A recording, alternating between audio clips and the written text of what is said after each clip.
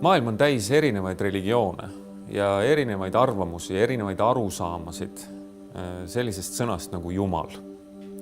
Nüüd meie kristlastena usume, et Jumal on ilmutatud Jeesuses Kristuses. Ja ma tahaksin täna küsida sinu käest, miks me ütleme seda? Miks Kristus on ainus tee Jumala juurde? See on nüüd küsimus, mis tegelikult väärib tervet raamatukogu. Et sellest on ka väga palju kirjutatud ja see debatt käib täna maailmas edasi. Aga võib-olla ka selle tõttu me võiksime anda oma vastused täna niisuguses lühemas vormis ja võib-olla mitte nii sügavale minna, sest et muidu meie vestlus kestab siin aastaid. Aga ma ütleks, et me rajame ennast kõigepealt mitte nimelt sellele, et me oleme Jumala suhtes nagu täiesti ainuõigel positsioonil, võib-olla selles, et me ju ei ole keegi teda käega katsunud, eks ole, niimoodi ja nii edasi. Aga meil on judeokristlikus kultuuriruumis, võiks öelda, on selliseid kokkupuuteid Jumalaga, mis on hästi dokumenteeritud ja mis on autentsed ja mis on nagu tõestatult realistlikud. Et see ei ole kellegi märgunenägu või ettekujutus või soovunel või midagi niisugust, vaid tegemist on millegagi, mis tegelikult toimus ja tegemist on millegagi, mis on päriselt olemas.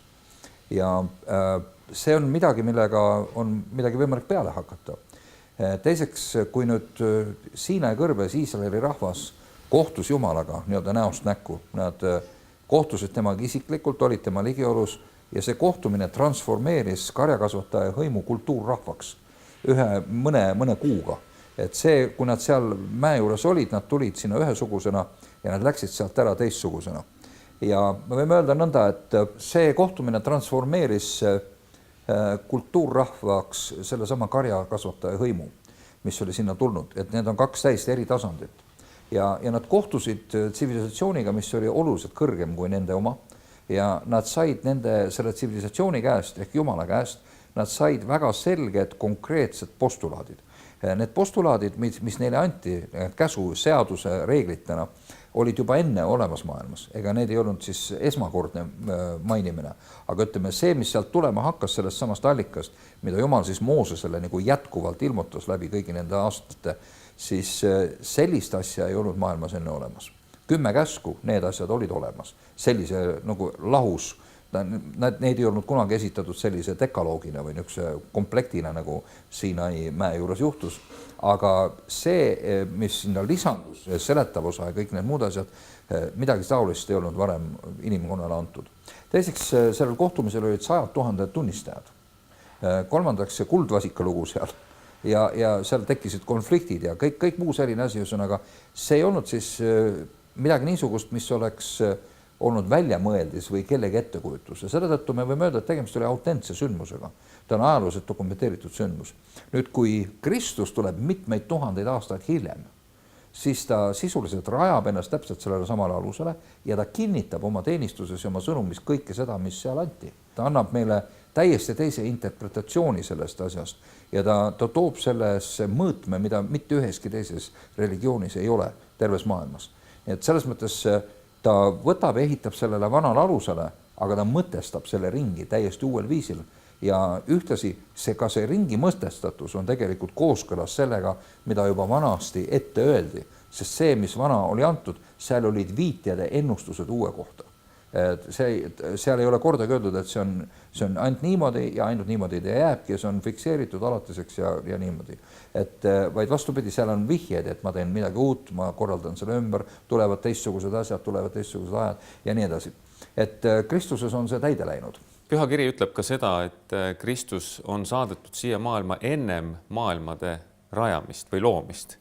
Ehk et Jumal vaatas plaani ja talle see plaan meeldis ja see plaan kätkes endas Kristuse saatmist siia, mida me siis jõulutega ka tähistame, Kristuse sündi, eks. Kõik need 3 tarka ja täht taevas ja lapsukene sõimes, see ongi ju Kristuse sündimine. Nüüd juudi rahvas ootas Messiat, osa juudi rahvast ootab ka täna Messiat ja meie tähistame Kristust kui Messiat ehk päästjat, tema sündimist ja seda, et ta on olnud 2000 aastat tagasi siin maa peal, teda on risti löödud meie pattude eest, ta on üles tõusnud ja ta täna on isa paremal käel. See on see kontseptsioon, kus meie oleme, mida me usume ja mis on ka dokumenteeritud. Just. Ja nüüd küsimus ongi selles, et Uus Testament ja apostlid räägivad meile väga selgesti, et just nimelt sellest samast, et Jumal on enne maailmade loomisest kogu selle asja kavandanud. Ehk siis kogu see lugu, mis siin täna toimub ja lahti rullub, meie endiga kaasa arvatud, meie endi kaasosalusel, see on nagu mingi tegevus, milles me oleme kaasosalised või tegelased, eks ole. Siis see on tõepoolest enne varem planeeritud, see on projekt, mis on läbi mängitud enne, kui sellele reaalne käik anti. Ja selle tõttu Piibel on väga eksklusiivselt kindel selles asjas, öeldes, et ajalugu järgib Jumala välja mõõdetud ja planeeritud joont. Et Jumal kontrollib ajalugu ja Jumal tegelikult Vanas Testamendis juba uhkustab sellega ja väga avatult, nagu mitte kuidagi salaja, vaid öeldes, et ma olen Jumal ja ma tõestan seda sellega, et ma ütlen alguses ette, mis lõpus saab. Ja ta kutsub esile kõik need teised vaimsete asjadega tegelejad ja ütleb, et kui te olete ka Jumalad, siis tehke järgi.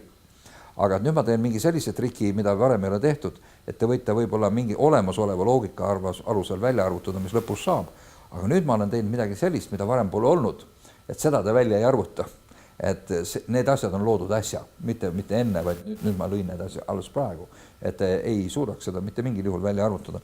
Ja ta tõepoolest on selle plaani paika pannud ja ta järgib seda plaani väga täpselt ja Kristuse saatmine on selle plaani kõige kesksem osa. Nii et ta ütleb ju lausa tegelikult nii, et ta on näinud mitte ainult Kristuse ette, vaid ta on näinud kõik inimolendid ette. Ja ta on näinud, mida me valime ja ta on otsustanud, et need, kes valivad teatud väärtused, need, kelle sees ta on näinud midagi, mis on oluline, need on kutsunud, need on ära märkinud enda jaoks, need on kutsunud ja neid on hakanud vormima enda sarnasusse. Et see on tegelikult absoluutselt vapustav väide, kui sa niimoodi mõtled selle järgi. Sest et Piibli sõnum selles suhtes on täiesti selge, et meie ei otsinud Jumalat, vaid tema otsis meid. Meie ei sirutunud tema poole, vaid tema sirutus meie poole. Meie ei valinud teda, tema valis meid, eks ole.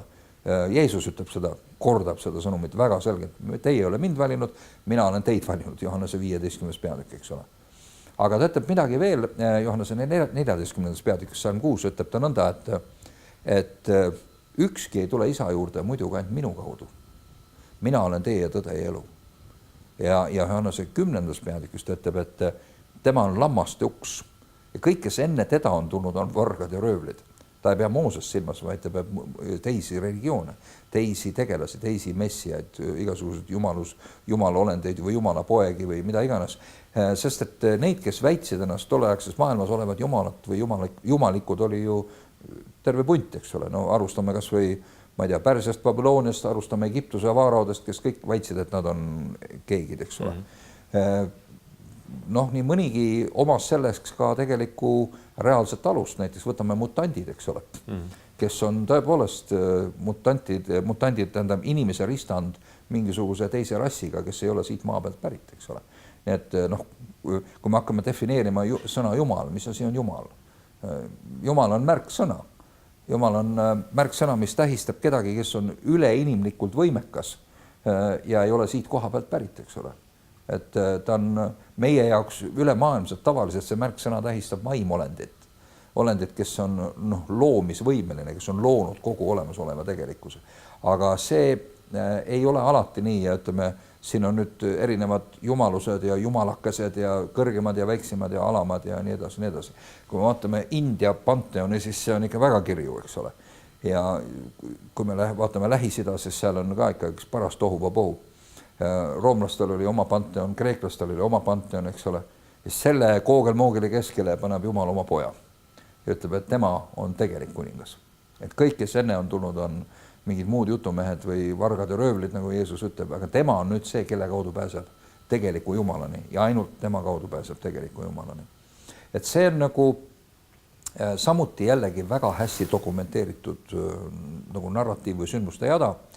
Ja see on täielikus kooskõlas sellega, mida Moosesele öeldi, see on kooskõlas sellega, mida prohvetid on öelnud, vahepeal seda sama ilmutust jätkates, seda sama jõustades ja korrates, kinnitades seda, mis on varem öeldud. Ja ütleme, Jeesuse ilmumine on niivõrd hästi niivõrd paljudes detailides ette ennustatud, et kui me vaatame seda, kui tõenäoline see on, et nii palju kümnete detailide kaudu võib seda nagu nii täpselt öelda, et see tuleb niimoodi nimelt ja mitte teistmoodi, siis see on nii karm avantüür, et selle peale nagu väga vähesed julgevad minna. Sest et eriti 100 aastaid ette öelda seda on nagu, see on praktiliselt võimatu. Nii et siin, miks see niimoodi tehtud on, see ongi Jumala poolt nõnda tehtud, et anda tõestus, et ta tõesti on Jumal. Sest et keegi teine ei ole selleks võimeline. Kas me võiksime ka seda kuvada selliselt, et kui on mägi ja mäe otsas elab Jumal oma trooni peal, siis paljud teised religioonid ütlevad, et nüüd sinule antakse redel ja sina hakkad siit mäe külje pealt ronima. Aga Kristus oli see, kes tuli ise mööda seda mäe külge alla, sirutus inimeseni seal mäe all otsas ja sai ise inimeseks tegelikult ja selle läbi viib meid Jumalani. Jah, seda võiks niimoodi öelda. Selle mäega on mul see probleem, et paljud väidavad, et me kõik ronime ühe sedasama mäe eri külgesid pidi üles, et sama Jumala poole. Ma ei ole sellega päris nõus. Sellepärast, et mulle tundub, et need identiteedid on väga tugevalt erinevad sellest Jumalast, kelle Kristus nimetab oma isaks ja kelle antud on siis Vana Testamendi alused. Ma olen väga kindel, et tegemist on erinevate olenditega lausa. Ütleme, nad võivad, ma ei väida, et nad ei ole vaimolendid, nad võivad olla. Aga esiteks Jumal ei tunnista neid, Vana Testamendi Jumal ehk judaistlik Jumal ei tunnista neid ja ka Kristus ei tunnista neid.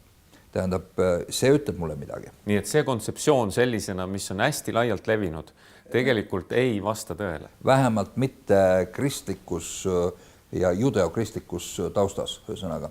See kindlasti ei vasta tõele. Ja ütleme, selles mõttes judeokristlik Jumal on täiesti omaette sektsioonis. Ja ta vastandab ennast avalikult selgelt ja teravalt kõigile ülejäänule. Ta ütleb, et kõik neised on petised ja vargad. Ja küsimus on selles, et me tavaliselt arvame, et kui keegi on petis ja varas, siis ta tuleb ja teeb midagi radikaalselt teistsugust. Aga kõige hullem pettus on ju originaali üks-ühele kopeerimine peaaegu, aga väikeste erinevustega, eks ole. Et selles mõttes ma ei imesta, et me leiame teistes kultuurides, teistes religioonides palju sarnaseid mudeleid. Ma absoluutselt ei imesta selle üle. Ja ka, ütleme, sarnaste vaimsete distsipliinide liine. Me leiame näiteks budismis väga palju neid asju. Nii tõsiselt kattuvad asju isegi, et Kristust ja budismi on mõned isegi vendadeks pidanud või vennasreligioonideks ja siin on mõned uurijad väidavad, et Kristus laenaski just nimelt Indiast erinevaid distsipliine ja mõttemudeleid.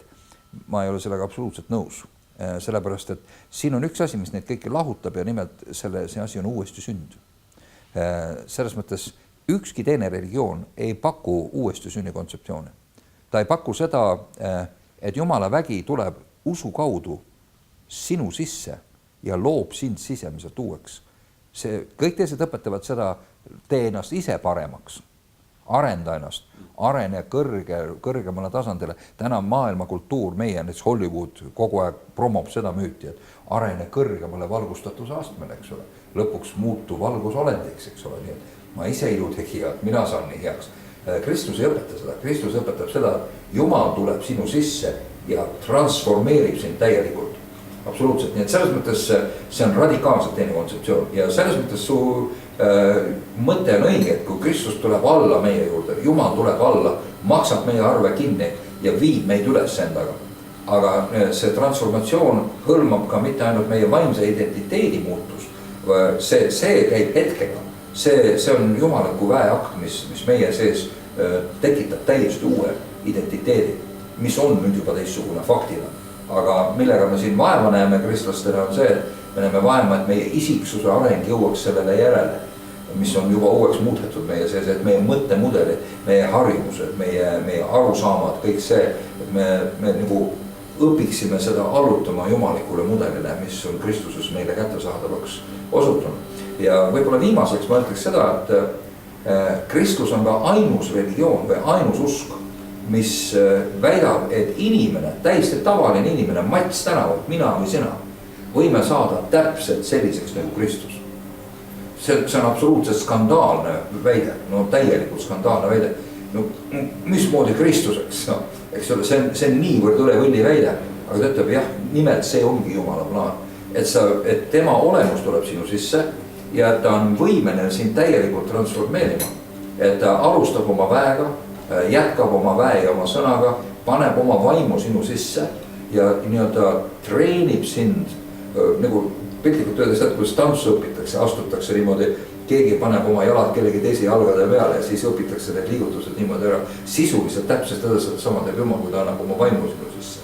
Ja sa õpid seda tegema, sa õpid selle olemise, sa õpid selle olemisviisi, selle hingamise, selle mõtteviisi ja selle väe, sa harjud selle väega.